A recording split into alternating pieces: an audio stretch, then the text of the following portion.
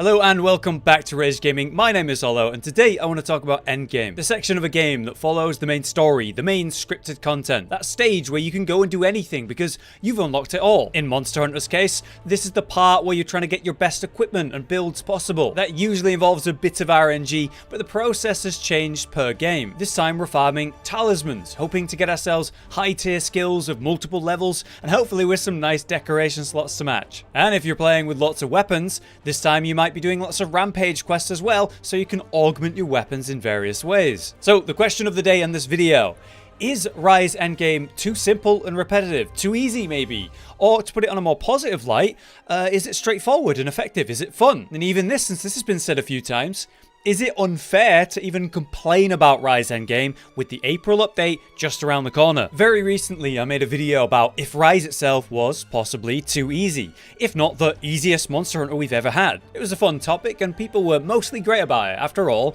just asking the question doesn't make it true, it's just fun to talk about. My thoughts were that the game doesn't need to be hard to be fun, and I think it is a very fun game. That it's a little unfair to compare it to, say, a G rank game when it is just a high rank game, and how it's only going to get better from starting at what I consider a pretty great starting point. There was a large response to that discussion. We thought I should make a follow-up about the endgame specifically, since a lot of people were talking about that. So let's start with my main problem with the endgame: the lack of variety. RageGamingVideo made a great comment about this, in how we get what we need fairly easily, and not much is actually unlocked when you reach post-final boss and hit the endgame. At that point, when we're in the endgame, we're focusing on talisman farming, which means repeat hunt the final boss, and maybe do a rampage here or there if you need those tickets. We have this period right now where we're able to just go get what we need, our main sets and skills, with the hope of maybe getting a nice talisman that gives us more options. I think that's quite nice. It gives us the ability to go out and gather materials, craft different armor pieces, weapons, and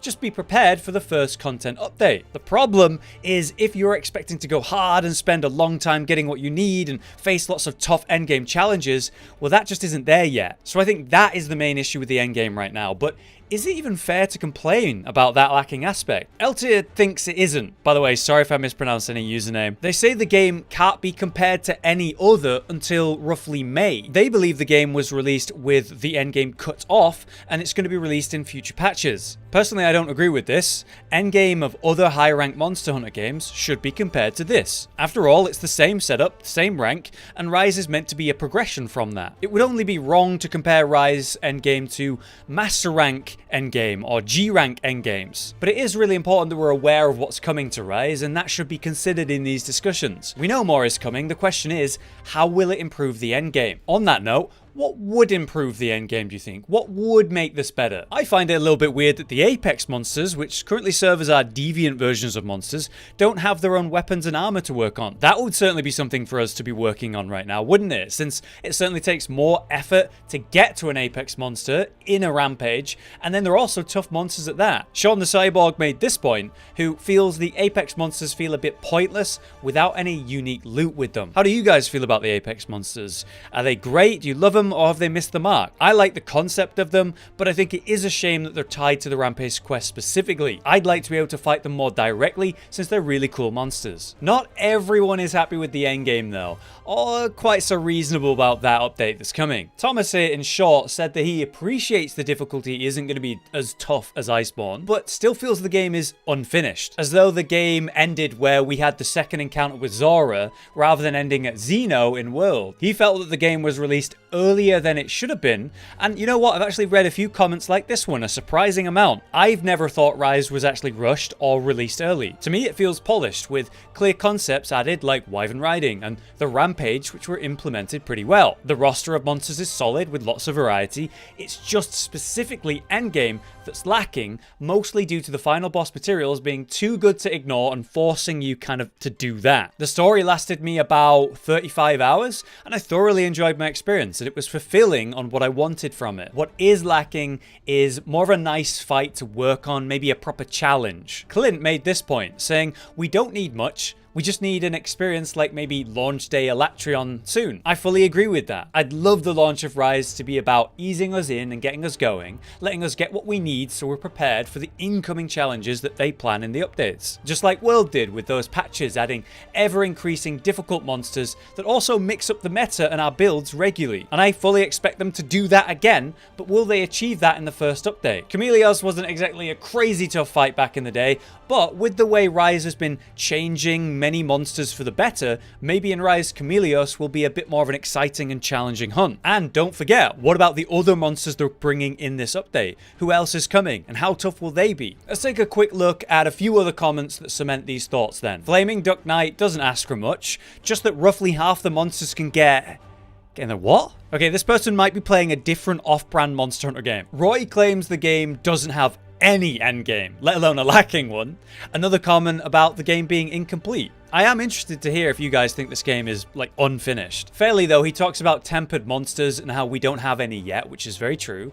Will we see those in the April update? Since they're removing the Hunter rank cap, I could see it being potentially added. Mal, who had just finished the game, was really happy with their experience, but wishes there was more, which is totally fair, because I'd like more too. Kirstner, though, says the game is very easy in a pretty brash way, but just like me, feels we're just getting ready for the first major update where things are going to get interesting. But finally, to hit the nail on the head, Sorbello says it well. World was also easy at launch, as a high-ranked game without a massive endgame from the very beginning, at least. Soon after, we had new monsters coming in, arch-tempered elder dragons, and naturally, all the intense challenges of Iceborne 2 when that eventually came. What we can expect in Rise soon, hopefully, might be tempered monsters, familiar faces, and hopefully new challenges too. The only question really is, when? What will be added and how will it change up the current endgame meta that is just repeat farming the final boss for our talismans? If we just had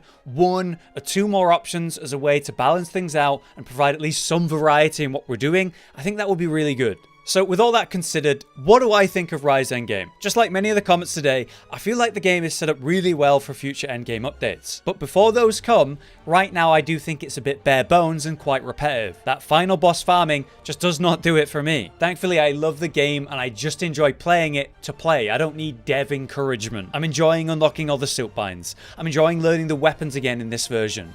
And importantly, I'm not really worried about overly grinding or playing constantly. I'm taking it slow and not trying to hyper consume it now that I beat it. I'd say the community seems to have faith that the updates that are going to come will solve the endgame issues we have now. On the topic of will these updates come fast enough? Yeah, I mean, it's only been a month, right? That's given us some time to enjoy our first playthrough and get the materials we need to craft many weapons and make some builds. And maybe, if you're lucky, get some nice talismans too. Like I said, personally, I'm chilling at endgame. I'm not playing crazy amounts. I'm waiting for that Hunter rank cap to be released, and hopefully with the new monsters, from what I can expect, will be some bigger and better challenges to enjoy. And hopefully, tempered versions of the current roster will be added soon too, as an alternative thing to face and farm. Overall though, I do think the endgame has been fine at release, and acceptable thanks to the fast and incoming updates that are coming shortly after that release. But what do you guys think? Once again, I'd really appreciate your thoughts in the comments. It was really great seeing the different perspectives outside of my own last time, but I do want to say, like last time, just remember to keep it civil.